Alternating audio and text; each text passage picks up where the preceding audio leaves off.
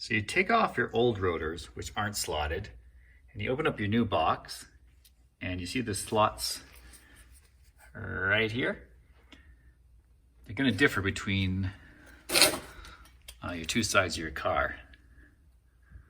So, which one goes on which side of the car? It's quite easy to figure out. Hopefully your box has it marked. R for right-hand side, meaning the passenger. So in this particular car, which is a 2004 Subaru Impreza, the slots are exiting, so I guess exiting out this way and kind of angling that way.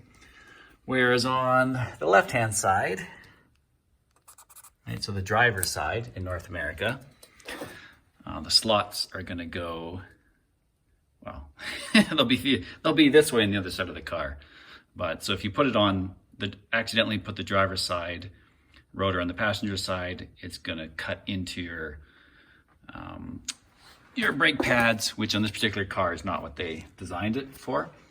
Now it will differ, particularly on front brakes and which way the cooling vanes go. So there is no set rule for which way these slots should go. It's going to change from car to car, rotor to rotor.